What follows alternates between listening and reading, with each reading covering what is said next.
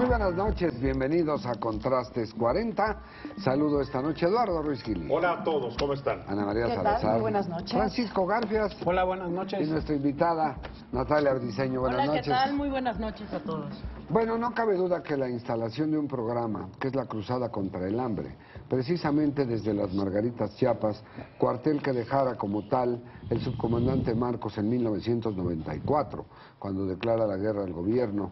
Entonces, lanzar ese programa desde ahí con todos los gobernadores, con todo el gabinete, es un gran reto para el gobierno porque no se trata, de acuerdo a lo ahí señalado, que reaparezca papá gobierno que atienda con desayuno, comida y cena.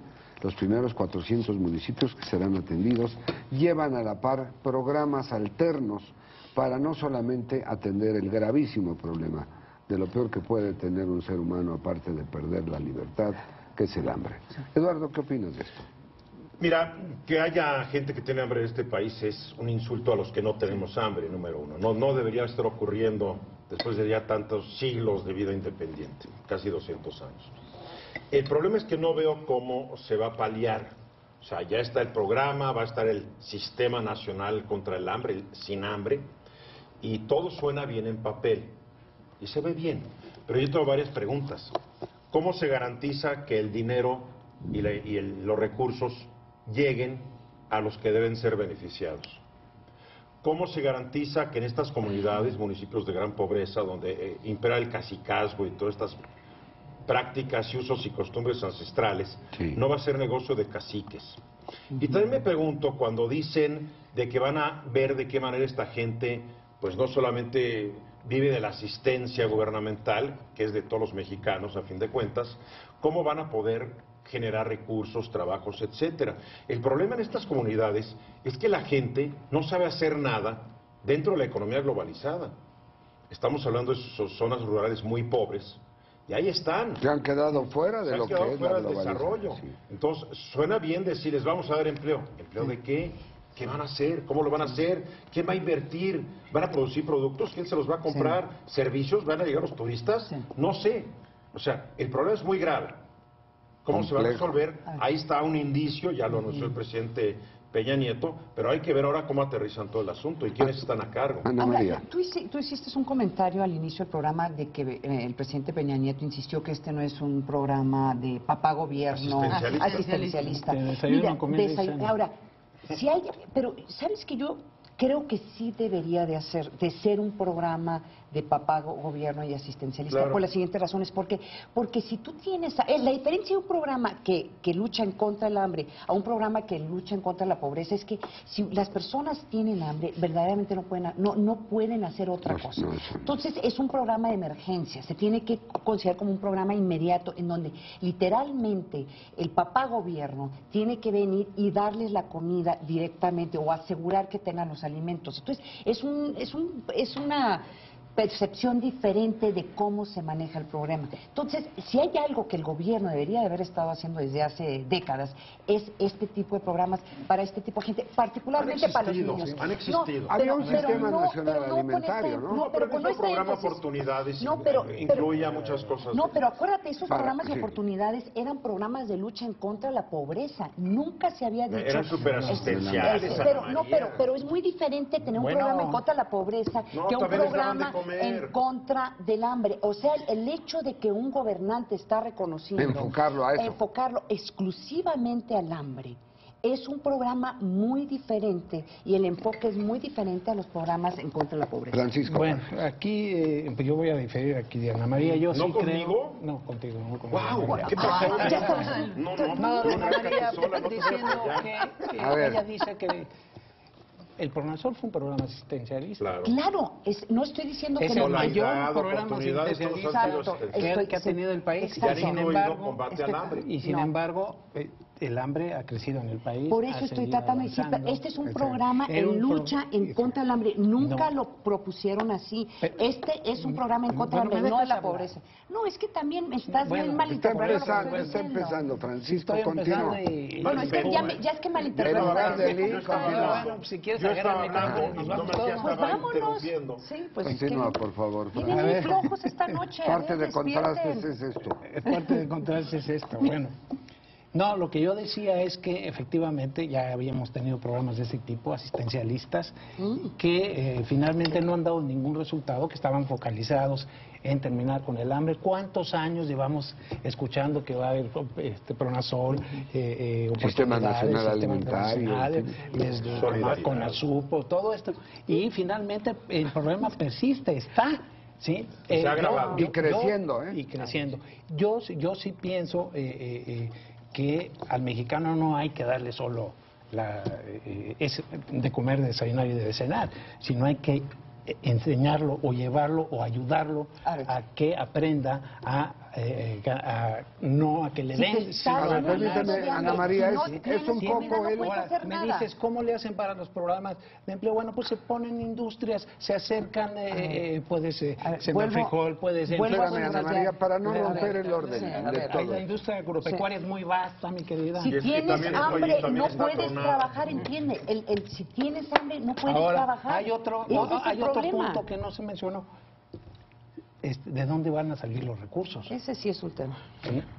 Es decir, estamos sujetos, desgraciadamente, a que la reforma fiscal sea exitosa. Y una reforma fiscal que no nos quieren decir cómo viene. Nomás nos dicen que va a ser equitativa, que va a buscar que los que más ganen. No, pero sí está un poco más o menos... hay algo que es cierto en eso, van a generalizar el IVA, van a suprimir regímenes de excepción, van a modificar el esquema de consolidación fiscal. O sea, sí ya hay muchos proyectos, hay muchas reformas. Sí, pero esto que se habla detrás de bambalinas. Por eso. En voz alta, nadie del gobierno de hasta que no esté. Ha dicho sobre el IVA. Perdón, nadie se va a atrever a decirlo, hasta que no esté sobre eso. Pues Ana María Salazar. El problema tiene demasiados, el país está tan emproblemado que más vale. Iba a decir algo. Acuérdate del perdón. Le costó la coordinación. Yo creo que aquí también hay muchas cosas que tenemos que ver. Es un combate a la pobreza y al hambre como problema global que ha creado precisamente esta desnutrición en 7.4 millones de personas. Si uno ve, lo que pasa es que luego estamos acostumbrados a ver las cosas por programa o por una simple acción, y hay que ver todo el eje de políticas públicas. Si uno ve los 95 compromisos que esperemos que se lleven a cabo del Pacto por México, vamos a ver una serie de cosas que están encaminadas a lograr que también esa desigualdad, esa brecha de injusticia, toda esa parte que ha hecho que no haya esa evolución en erradicar el hambre y la pobreza, pues todo eso es una serie de pasos sistematizados. Uno de los primeros pasos es eso, hacer una cruzada nacional contra el hambre. Que además el nombrecito de la cruzada se me hace súper chocante. Medieval, ¿no? No, es medieval, y de 8 cruzadas que hubo, 7 fracasaron. Cuidado, que esta no sea la novena. Tú dices, a ver, ¿de dónde salen los recursos? Programa nacional, acción nacional, hay otras palabras. No, porque hay relaciones al partido. Pero se van a homologar diferentes programas en los 3 órdenes de gobierno.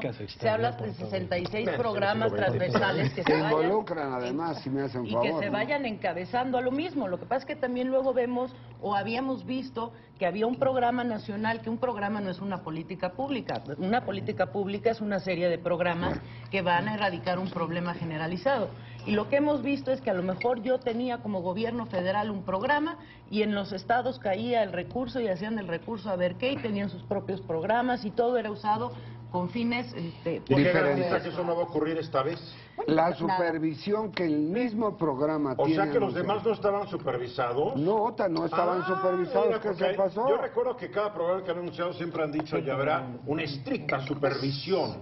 Todos los pesos, centavos serán dedicados e irán a los beneficiarios. Pero ahora sí. No es que ahora sí, sino es que ahora lo señalan como un compromiso porque involucraron a gobernadores, presidentes.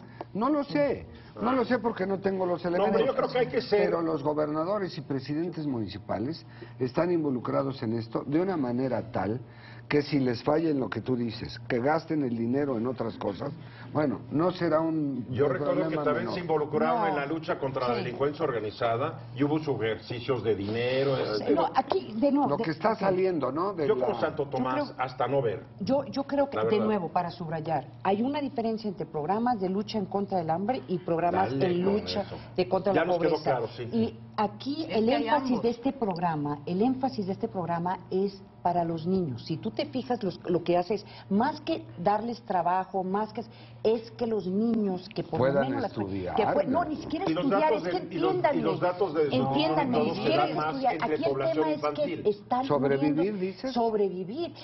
En México no ha querido reconocer que se están muriendo una parte, que es muy interesante, ¿no? Por una parte tenemos el índice más alto de obesidad en el mundo y por otra parte continúan muriendo son extremos lacerantes. Entonces, esta es la diferencia de este 8,000 al año programa. por deficiencias nutricionales. Yo te Ya me sugiero... estás hablando de niños menores de 4 años, que están mal alimentados, que la mamá está mal alimentada, que le dan una agüita que venía no potable. O sea, el problema es muy grave. Ahora, no está focalizado hacia los niños, no, si está focalizado a los 400 municipios más pobres que hay en el país. Ahora, yo te sugiero, porque que leas exactamente lo que dijeron y los discursos que se pronunciaron ahí. No es un programa... Es un programa que va más allá de darle solamente de comer. Estoy completamente Era lo que yo de acuerdo. decía, no solo eso. Pero si que estoy completamente de acuerdo. Mi primer cuestionamiento fue bien, todo suena bien. ¿Cómo le enseñas a trabajar? Veamos a en la gente práctica. que no tiene el hábito de trabajar. ¿Cómo les enseñas un nuevo oficio cuando su oficio tal vez es plantar ahí en su milpa?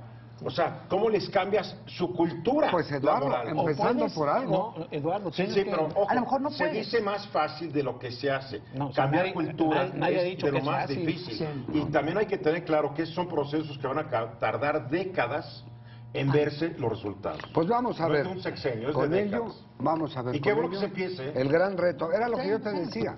Poner el paso, el pie en el camino para empezar a andar. Pero que sea el pie derecho y que no sea el gallo gallina de nuestra historia. O Dos el- para adelante, o el dos para paso atrás. ese es el O puede ser Akimichu. el pie izquierdo. Ese. Ahora, yo sí creo, Cancan. yo creo que también, y en abono de lo que dice Eduardo, otra vez, fíjate nomás. Oye, En abono de lo que dice él, La inteligencia no está peleada contra la verdad es que Pancho y yo antes de empezar el programa hoy dijimos, vamos a empezar a la María. No, yo creo que es un problema de modelo, Sí. que es un problema de modelo, y mientras este modelo persista, por ejemplo, hablabas de que ahora sí vamos a fiscalizar los recursos y vamos a hacer, y lo hemos oído tanto que yo francamente, Como con el dice- nuevo Sí, hay sistema dudas, que Tienes que tenemos, ser escéptico. dices, bueno, pues Es el modelo, es lo el hemos sistema. oído tantas veces. Antes del PRI ya existía este sistema. Que ojalá este así modelo, sea ¿eh? con la mejor intención de beneficiar a tantos millones. Yo lo único que veo de diferencia aquí quizá, y que lo vimos desde el 2 de diciembre, es que hay un consenso, aparente o no aparente, pero sí existe un consenso entre las diferentes fuerzas Pero políticas. ¿quién va a decir A ver, no? espérame. En ese tema de la Cruzada Nacional, te voy a decir exactamente las palabras de Jesús Zambrano, que es uno de los promotores, más entusiastas del Pacto por México. Ese programa parece más un acto publicitario que una verdadera cruzada nacional. Como contra la entrega de el las declaraciones. Mientras no se cambie el modelo que tenemos, vamos a seguir igual y la pobreza va a seguir ahí. El modelo fracasó. Y Zambrano es, bueno, ¿qué dijo el comandante Marcos en su carta? Que no acepta limosna. Que no acepta limosnas, y que ahí no hay ningún Jesús Zambrano ni ningún Jesús Ortega para que vaya Cuando a dar Zambrano limosna. dice O sea, que durísimo. Marcos es consecuencia del PRD o con el apoyo del PRD. ¿Qué les parece si cambiamos el tema y nos vamos a otro que también tiene gran relevancia, y es el asunto de generales, de coroneles? Me refiero a los detenidos, empezando por el general Ángeles Daue, en donde el Procurador General de la República, Jesús Murillo Caram, al rendir protesta ante el Senado, dice que va a revisar el modelo de testigo protegido y del arraigo. A pocos días de que esto ha ocurrido, resulta que las declaraciones del grande, llámese Fanny, Betty, Jennifer. No, son Jennifer y Mateo, los dos. ¿Por qué le llaman hombre?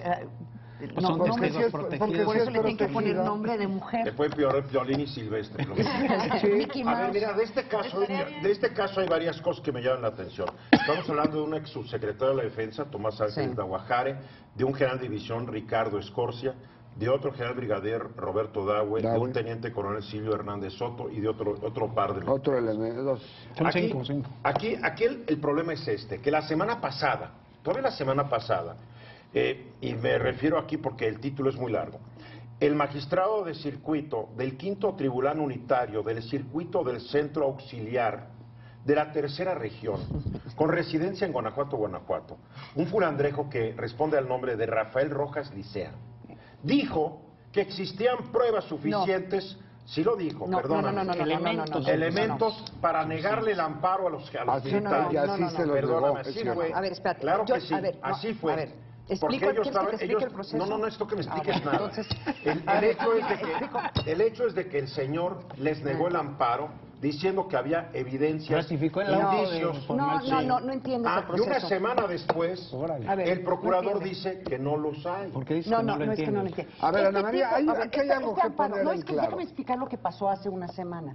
Ese tipo de decisiones en contra de los amparos, en el 95% de los casos, los jueces lo niegan. En todos los casos. Aunque no haya evidencia. Aquí, porque el caso, mira, aquí es por rutina. A ver, ya aquí no es rutina. No. Es por rutina. Es por rutina. ¿Para qué le pagamos al juez? ¿Para que sea rutinario o para que investigue cada caso? El 95% de estos tipos de casos, estos tipos de amparos, no los acepta el juez. ¿Por qué? Porque en el caso de estos generales, aunque es una prueba que no se acepta como válida, sí hay una prueba, que es el testimonio de estas dos personas. Oye, un testimonio no es prueba, perdóname. Claro que no sí. Es prueba, perdóname. Claro que si yo ahorita voy y digo, es que Ana María es narcotraficante, ¿es prueba? Es prueba. No puede ser. El testimonio de una persona no puede ser prueba. Claro que es pues prueba. ¿en qué país fascista te quieres vivir? No, es en el tiempo, en todas las democracias del mundo. Una democracia no te entanca por la palabra de otro. Claro que tiene que haber evidencias. Ay, no, es que claro que sí, Eduardo. Claro que no. Bueno, entonces, ¿por qué los van a soltar? ¿Por qué los van a soltar? Porque en el proceso las declaraciones de estas personas no están respaldados, como son testigos protegidos, no están respaldados con otros. Pues no hay prueba. No hay prueba. En los testimonios de esta gente sí es prueba. No están diciendo, te estoy diciendo, Eduardo, escúchame. No, a ver, no sí lo puedo es prueba. demostrar, pero es prueba. Es testimonio, claro que es prueba. Lo que no hay, déjenme acabar. El juez lo que no hay, fue muy claro y dijo que había indicios que presumían su pero no hay sustentabilidad. con los Beltrán Leiva. Espérate, lo que dijo la PGR, escúchame, Eduardo, lo que dijo la PGR ¿por qué te escuchas que nunca escuchas a nadie? Tienen pruebas que puedan sustentar lo que dijeron. Es lo que te digo, no hay sustentabilidad. Entonces, la decisión que tiene que hacer el juez es finalmente si lo que dijeron estos testigos protegidos, que parece que también hay contradicciones, es suficiente para condenarlos. Y parece que no lo es. Ese es el caso. Francisco. Eso es lo que estamos discutiendo en este momento. Yo ayer hablé con el abogado, se llama Ricardo Sánchez. Yo también hablé con el Ricardo. Lo que él dice es, efectivamente, que él preguntó ¿qué pruebas tienen para sostener este caso? Le respondieron, no tenemos pruebas que sustenten lo que dijeron. Los dichos de esto. O sea, que los generales llevan presos meses de su vida sin pruebas porque alguien los acusó. No. Eduardo, pero si qué más caso quieres que el de Quirós Hermosillo y Mario Arturo Acosta Chaparro. Exacto. Más que delicado porque te dejen hablar, vas a continuar haciéndolo. Yo lo cito por un antecedente contextualizado. Gracias a ti por aceptarlo. Adelante. Eres el jamón del sándwich del amor. Adelante, por favor. No, lo que él decía efectivamente es que a la hora de preguntar, la PGR, en un hecho inusual, que nunca se había registrado, reconoce que no tiene forma de sustentar los dichos ni de Mateo ni de Jennifer. ¿Qué sigue? Dice él que hay dos escenarios. Uno, que la PGR se desista, y entonces eso aceleraría el proceso para liberar a los generales, o finalmente que vayan a la sentencia y hay como está sustentado sobre dichos que no tienen pruebas, o sea, dichos que no tienen cómo probar. Para condenar a alguien. El quinto tribunal, y quiero regresar a este abogado. Ana María, él dijo, fíjate, existen pruebas suficientes para tener por demostrado los delitos por los cuales los generales fueron acusados. No existían pruebas, existían dichos. Un dicho no puede ser elemento de prueba, Ana María. Pues te estoy diciendo que lo es. Por eso es tan... Entonces, por eso este juez se fue por la vía rápida, fácil, de decir, bueno, pues como el 95% de mis colegas es mucho más complicado. A ver, los dichos son pruebas cuando son corroborados. Claro, aquí no estaban corroborados. Aquí no estaban corroborados, pero ¿qué dijo el juez? Que existen suficientes pruebas para tener demostrados los delitos por los cuales los generales fueron acusados. Esa no son mis palabras, concreta. son las palabras del juez. Bueno. Ana María dice que el juez no dijo lo que dijo. Yo le refería... te estoy diciendo que el 90% de estos casos siempre falla el juez. Yo le refería... Eso no es la justificación, Ana María. ¿Por qué? Si quieres te entro en una carta... 20 millones de gente que no te estoy diciendo, Eduardo, te estoy diciendo, Eduardo. No, porque están usando los testimonios María, como para mantener el asunto de Quirós, Hermosillo y Acosta Chaparro. Igual. Acosta Chaparro, que no había lo que hay hoy en relación a revisar las declaraciones, llega una persona que lo acusó de haberlo visto conversando con el Chapo Guzmán, que le entregó $500,000. Y se puso a contar. Mario Arturo Acosta Chaparro sentado en una sala, llega la persona, había otras personas ahí. ¿Quién es Mario Arturo Acosta Chaparro? Del que declaró haberlo visto. Y no lo reconoció. Y lo describió Chaparro, delgado. Si así está la situación de los derechos humanos, cuidado, porque además hay una iniciativa del PRI en la Cámara de Diputados de volver a reformar el artículo 1 constitucional para no darle validez e importancia de constitución a los tratados internacionales de derechos humanos y dejar otra vez los derechos humanos en México a merced de las leyes secundarias. Claro. Cuidado. Vamos a hacer una pausa. Estamos en Contrastes 40. ¿De Arroyo Vieira? Regresamos en un momento.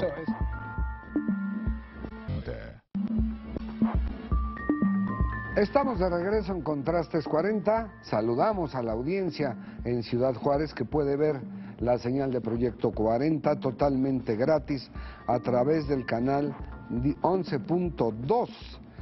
Al igualmente les recomiendo, ya en unos minutos jueves, pero a las 9 de la noche, Lo tomas o lo dejas, María Amparo Casar y Leonardo Curcio Gutiérrez. Y otro evento fundamental de hace unas horas, Florence Cassés. En la Suprema Corte de Justicia, la ministra Olga Sánchez Cordero sube al Pleno lo que corresponde a las irregularidades del proceso en alguien que sentenciada, con sentencia ratificada y disminuida, a 60 años, está en la posibilidad o en los escenarios de recuperar su libertad, de tener la reposición de un juicio donde ya no se toman en cuenta las declaraciones de las presuntas o víctimas, o bien lo que tiene que ver con la extradición a Francia. Francisco. Bueno, efectivamente lo que Florence Cassés y el caso de los generales, lo voy a retomar, está mostrando que la Procuración de la Justicia en México tiene mucho, o deja mucho que desear. Hoy se ponen a decir todos a coro, hay que revisar las figuras de testigos protegidos y el arraigo y qué tal. Y todo el mundo parece empezar a darse cuenta del daño que estas figuras han hecho a mucha gente. ¿Cuánta gente han lastimado con este tipo, aplicando estas figuras? Y vemos que finalmente por un proceso no debido o por dichos no sustentados, o por un montaje políticas o rencillas políticas. Bueno, lo que dio a entender ayer el abogado es que el caso, por ejemplo, en el caso de los generales hubo una clara, digamos, tinte político en ese caso, una revancha en contra ustedes acuérdense que el general Tomás Ángeles de Aguajare fue uno de los críticos más ácidos de la estrategia de la lucha contra el narcotráfico, y que su relación con el general Guillermo Galván no era la mejor. Sí. Entonces ahí pueden haberse mezclado varias cosas para tratar de hundir. Yo recuerdo que el último día del gobierno de Felipe Calderón, a la familia de Aguajare, de Ángeles de Aguajare, después de haberla acosado, les quitaron las casas, les cerraron congelaron las cuentas que eran... pero se las entregaron el último día en la administración porque Calderón. Alguien dijo que eran culpables. Sí.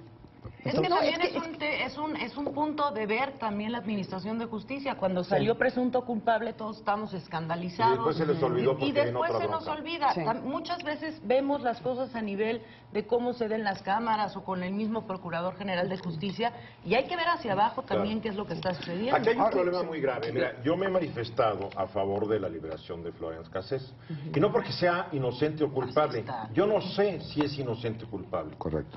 El caso estuvo tan manchado, tan sucio, no se respetó el debido derecho, proceso, no se le respetaron sus derechos consulares, o sea, Todo fue una violación de la ley. Y aunque fuera culpable en ese escenario, habría que dejarla libre a pesar de todo por un montaje. ¿Y quiénes Mira, no sé pagan qué estadista por eso? del pasado dijo, la verdad, pero un estadista, ya sabes, de esto del siglo XIX o algo así, dijo que más vale tener a un culpable libre por un error del sistema que a un inocente en la cárcel. Sí. Pero en México prevalece lo contrario.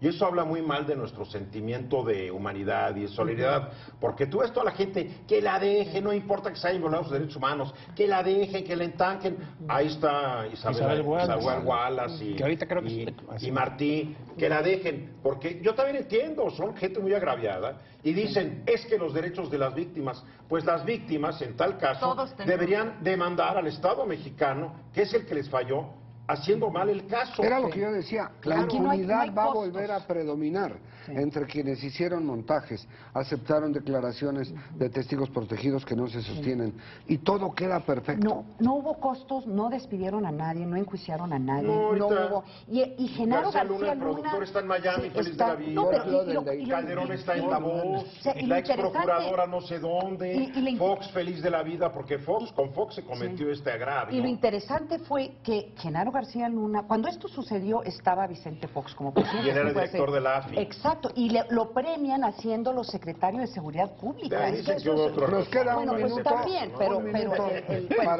pero aquí, al final de cuentas, lo que tiene que suceder, o lo que debería de suceder, es que probablemente en cualquier otra democracia más desarrollada, ya la hubieran soltado desde hace mucho tiempo, porque eran demasiado los 30 segundos. 30 segundos. Yo quiero llamar la atención sobre otro posible escenario. Enrique Peña Nieto, el presidente, puede utilizar el Tratado de Estrasburgo. No, mandarla a Francia. Tiene facultades para que enviar a la francesa a que compurgue la pena en su país, amparado en el Tratado de Estrasburgo, que es otro de los escenarios que hoy me estaban platicando pudieran darse después de que se reponga todo el proceso. A la luz de que probablemente la van a liberar. O sea, las apuestan 2-1, y yo creo que mucho tuvo que ver ese encuentro que tuvieron François Hollande y Peña Nieto, que fue el mejor de toda la gira de Europa que hizo el presidente. Pues es todo en Enfoque, gracias.